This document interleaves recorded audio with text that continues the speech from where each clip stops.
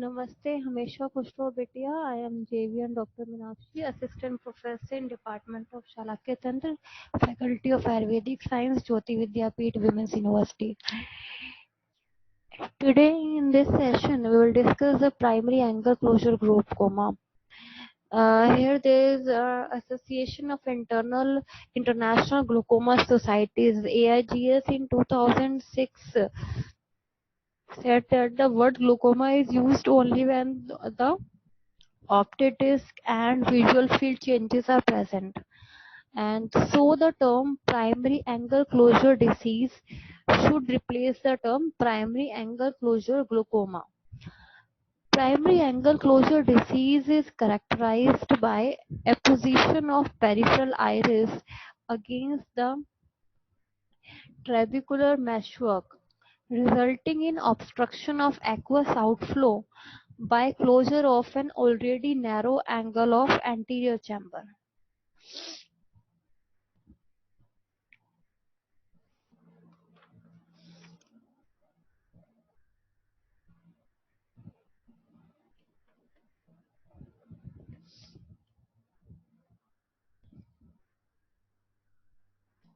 The etiopathogenesis of primary open angle glaucoma.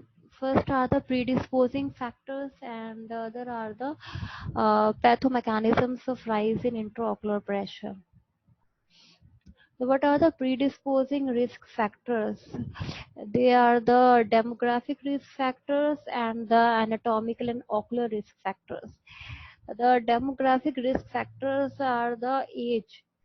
The primary angle closure glaucoma is comparatively more common in the 6th and 7th decade of life. Then we talk about the gender. Females are more prone to get primary open angle glaucoma than males. Then race, the Caucasians, Southeast Asians, Chinese, and Eskimos are more prone to closed angle and primary angle closure glaucoma. Then the anatomical or ocular risk factors are hypermetropic eyes. The hypermetropic eyes with the shallow anterior chamber and short axial length. Then iris lens diaphragm is placed anteriorly. In those eyes there is a more chances of primary angle closure glaucoma. Then the eyes with the narrow angle of anterior chamber, which may be due to the small eyeball or relatively large size of lens and smaller diameter of the cornea or bigger size of the ciliary body, we have more chances of primary angle closure glaucoma. Then there is plateau iris configuration, which we'll discuss later, and the hereditary. The people having the family history of the primary angle closure glaucoma, they are more prone to this disease. Then the pathomechanics of the rise in intraocular pressure. There are three pathomechanics. First is the pupillary block mechanism.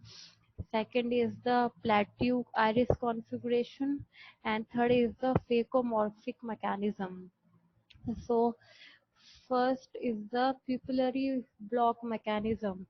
The precipitating factors for the pupillary block mechanism are the physiological mydriasis, pharmacological mydriasis, and pharmacological meiosis.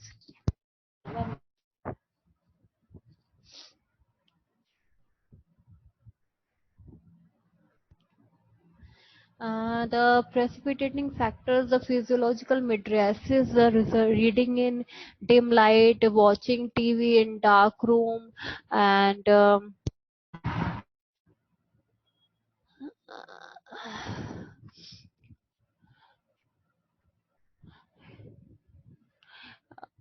sympathetic overactivity and anxiety or emotional stress, they may lead to the pupillary block. And pharmacological mydriasis are the mydriatics like phenylephrine, tropicamide, and cyclopentolate, homatropine, atropine. This may lead to the pupillary block mechanism. And the tranquilizers, bronchodilators, Antidepressants and vasoconstrictors may also lead to the pupillary block mechanism. Pharmacological meiosis drugs are the ecothiopate and pilocarpine. They may also lead to the pupillary block, and which in turn would lead to the primary angle closure glaucoma. And last is the Valsalva manure. It also leads to the pupillary block. Then the mechanism in rise in IOP after mydriasis. The mydriasis lead to the mid-dilatation of pupil, which results in increases opposition between iris and lens, and that in turn cause a relative pupil block, and consequently the aqueous collects in the posterior chamber and pushes the peripheral flaccid iris anteriorly. It is called the iris bombay, and resulting in the positional angle closure due to iridocorneal contact. And eventually there occurs rise in intraocular pressure, which is transient to begin with, but slowly the positional angle closure is converted into synechial angle closure, and due to the formation of peripheral anterior synechy, and an attack of rise in intraocular pressure may last long.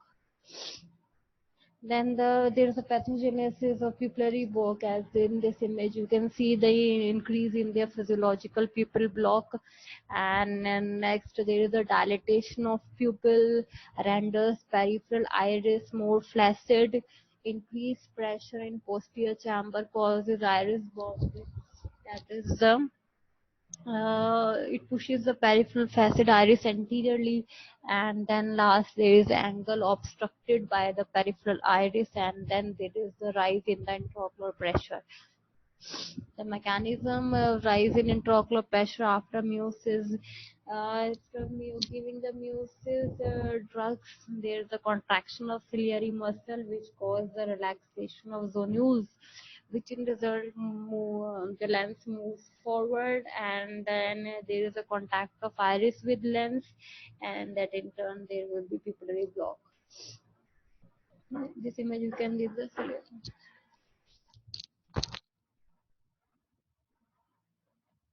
This image you can see the ciliary muscle fibers are relaxed, and suspensory ligament is taut, and the lens is thin and focused for distant vision. And in the lower image the ciliary muscle fibers are contracted, suspensory ligament are relaxed, and the lens is thick and focused for close vision. The next is the plateau iris configuration and syndrome. The acute angle closure glaucoma is associated with plateau iris. It have the normal central anterior chamber depth and flat iris plane, and minimal pupillary block, and also known as an angle closure glaucoma without pupillary block.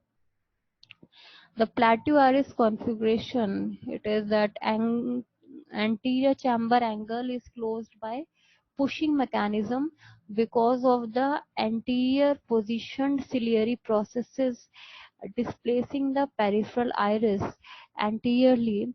Iridotomy is sufficient to control the intraocular pressure.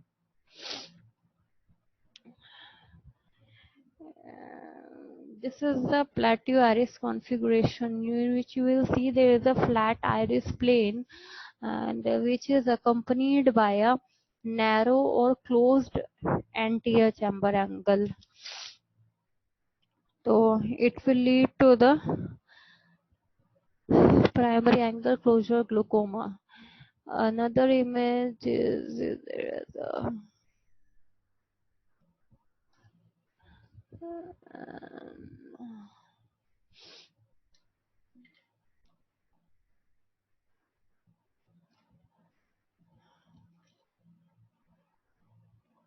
iridotomy, this plateau iris syndrome. When acute angle closure glaucoma occurs either spontaneously or after pharmacological dilatation in spite of patent iridotomy. Here's an image of the iridotomy. A hole is created in the iris with the help of laser.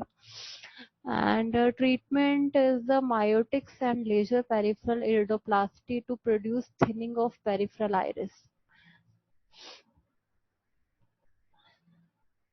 This is a peripheral laser iridoplasty image in which the multiple holes are formed in the periphery.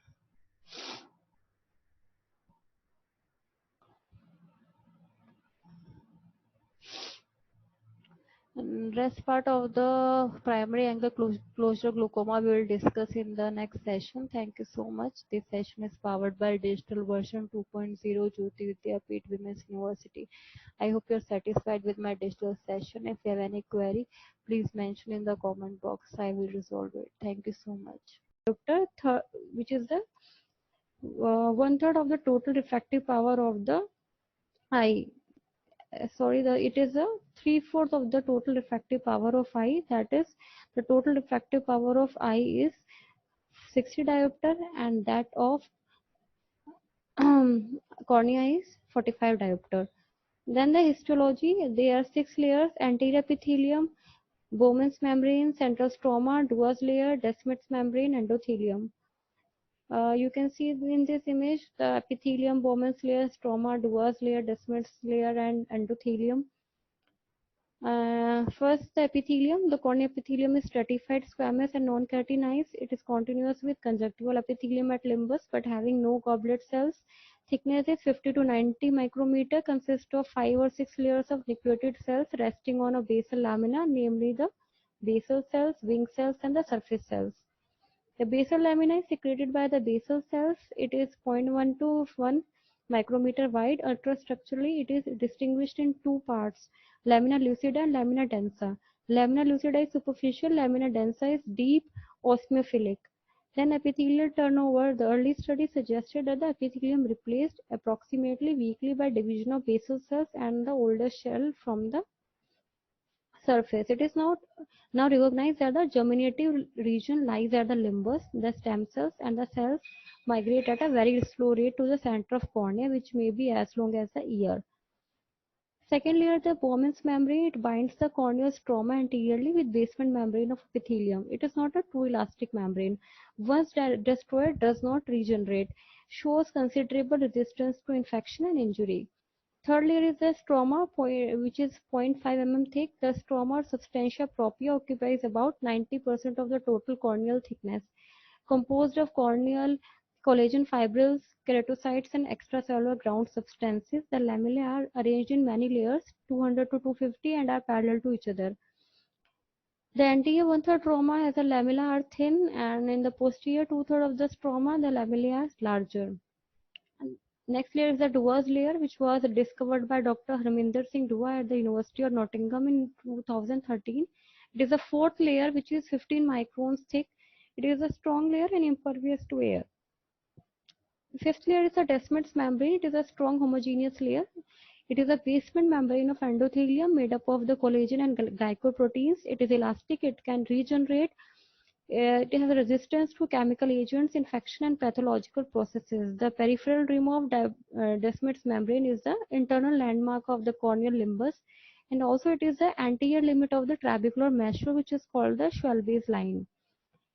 Then the last layer is the endothelium. Corneal endothelium is a simple squamous epithelium. Endothelial cells are hexagonal, which forms a continuous mosaic pattern, best seen in specular microscopy. Cell density at birth is 6,000 cells per micrometer square, and in young adults 2,500 to 3,000 cells per square millimeter. The endothelial cells cannot divide or replicate. With aging, the cell density of the endothelium decreases, which is compensated by an increase in the cell size or shape. As these endothelial cells are involved in corneal hydration, they help in maintenance of corneal transparency. The blood supply of cornea. The cornea is a avascular structure. Small loops derived from the anterior ciliary vessels invade its periphery for about 1 mm. Actually, these loops are not in cornea but in the subconjunctival tissue which overlaps the cornea. Then the nerve supply of the cornea. Cornea is supplied by the anterior ciliary nerves, which are branches of the ophthalmic division of fifth cranial nerve. After going about 2 mm in cornea, the nerve loses their myelin sheath and dichotomously and forms three plexus: stromal plexus, subepithelial plexus, and the interepithelial plexus. Then the applied physiology of cornea. Primary physiological functions of the cornea are to act as a major refractive medium and to protect the intraocular contents. Then the last point is corneal transparency. It is a result of peculiar arrangement of corneal lamellae, peculiar refractive index of corneal lamellae, vascularity of the cornea, relative state of dehydration, swelling pressure of stroma counters the imbibition effect of IOP, and corneal crystallines, water-soluble proteins of the keratocytes. Thank you so much. This session is powered by Digital Version 2.0, Jyoti Vidyapeeth Women's University. I hope you are satisfied with my digital session. If you have any query, please write in the comment box. I will resolve it. Thank